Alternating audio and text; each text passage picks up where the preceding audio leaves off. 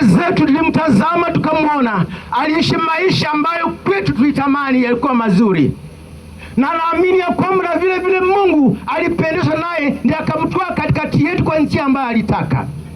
Lakini Isaya hakujifuna ndani ya mwili. Isaya hakujirembesha ndani ya mwili.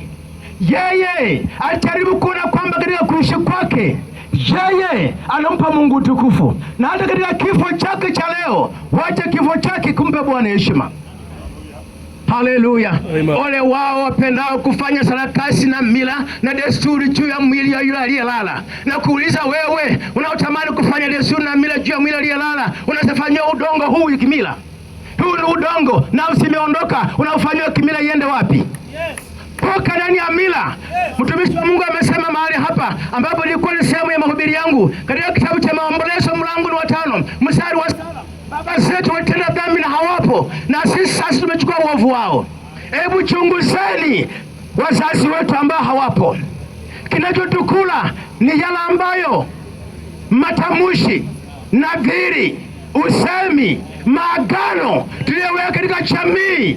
Maana jambo likitendeka mara ya kwanza, ya pili, ya tatu, hebu walio hekima waangalie vizuri ni kwa nini. Na si tu kwa kiteri, hata wewe ambao unanisikiza, kuna mambo yanafanya kwako mara 2 mara 3, umepumzika unaangalia hati mapenzi ya Mungu. Sivyo, toka ndani. Tafuta njia ya wokovu. Haleluya. Bwana Yesu asifiwe. Njia ya wokovu Bwana ametupa iliyo wazi.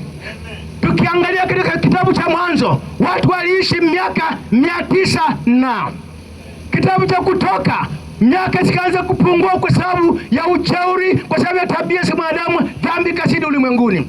Lakini Mungu ni mwaminifu, maana yeye hakutaka kuchutia mwanadamu aliyemuumba. Akatengeneza njia mbadala baada ya mwanadamu kuondoka. Alitengeneza njia ambayo atakayemrudisha mwanadamu kwake tena. Isaya katika mlango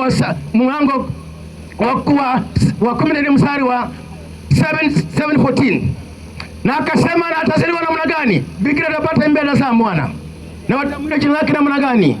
Immanueli, ambao tunasema Yesu ni Mungu, ni Immanueli. Haleluya. Bwana anapangilia mpango wa kuokoa wewe kutoka madhabahu na desturi na mila zako.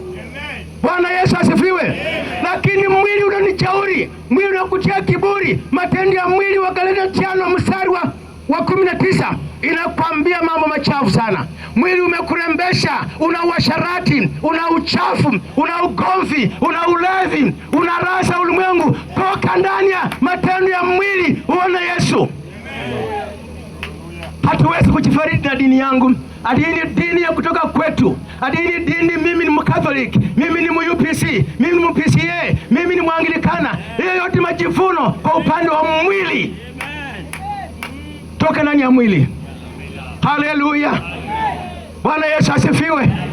Bwana anasema kwamba akatengeneza njia ya mpango wa wokovu kwa ajili yako na kwa ajili yangu. Na maandiko yanasema ndani ya Matendo ya Mitume 2:38, yakasema kila mwenye nyama, kila mwanadamu ajutie dhambi zake, atubu, apatizwe kwa maji mengi kwa jina la Yesu Kristo, apate ondoleo la dhambi na laana hizo, na utapokea Roho Mtakatifu. Mili hizi haziridhi uzima. Mili hizi ni za udongo. Roho itaridhi uzima wa Bwana, lakini mili inabaki ulimwenguni. Maana mili ni kama mawingu, wakati mwingine ina maji, wakati mwingine hizi mili ni mawingu ni kavu. Kwa hivyo wakati mwingine mili hizi ina utukufu, wakati mwingine za ukawaida tu. Mwili sikudanganya mpendwa, nisikia leo hii hatuishi majira ya wakati ule. Majira tunamoishi kwa sasa yamepungua. Na kwa hivyo unapoamka kila asubuhi, kila unapokuja, jiangalie Yesu akicha leo hii ni wapi unakoenda. Bwana Yesu asifiwe. Amen. Mili hizi ni hema tu, kama vile leo tuna hema ambao baada ya shughuli ya mchana wa leo hii hema inaondolewa. Na kwa hivyo kama vile Mungu aishivyo, anakusudia kila nafsi. Wewe unayenisikiza jioni ya leo, kuna madhabahu ambayo inakuandama, kuna madhabahu ya damu ya ukoo ambayo inakushika miguu. Si watoto kusoma kuendelea, si shamba kununua, si kazi unayofanya, si magonjwa haina tiba. Madhabahu ya desturi na mila za Kuna dawa. Dawa ni Yesu. Dawa ni Yesu, ya kwamba utakapotubia dhambi zako, utakapobatizwa kwa maji katika jina la Yesu, utaondolea dhambi na laana ambayo mababu walifanya na hawako. Wewe utakuwa kiumbe kipya. Kwa hivyo kifo hakitakujalishi utakufa namna gani, maana itakuwa ni hema tu kuondoka ndani mwake ama kuishi ndani mwake, kisha urithi uzima wa milele. Bwana Yesu asifiwe. Wapendwa, angalia uzao wako ni uzao wa namna gani? Uzao wako umekaa jinsi gani? Kama mzazi, usiyapuuze mambo machache yanayotendeka katika uzao. Ni ujumbe Mungu anapasha mbele zako, uangalie kwamba ujue haya si mimi nimeyafanya, haya yametoka nyuma kwetu. Nifanye namna gani? Nitafute suluhisho. Suluhisho liko. Yesu ndio njia, kweli na uzima. Tumekuja kwa matanga ya Jiteri, si tu kwa kuhuzunikia, lakini kwa kufurahi pia, maana majira yetu pia itawadia kuondoka. Tumekuja matanga na kumzika Jiteri, si tu kwa kuzika, lakini kuhubiri injili ya kuokoa na kuponywa kwako. Haleluya. Tumefungwa kiukoo, hatuondoki. Tulizaliwa hapa kunaitwa nitumie Shikomere. Hapo kunaitwa Shikomere, tumezaliwa. Shikomere tumesoma.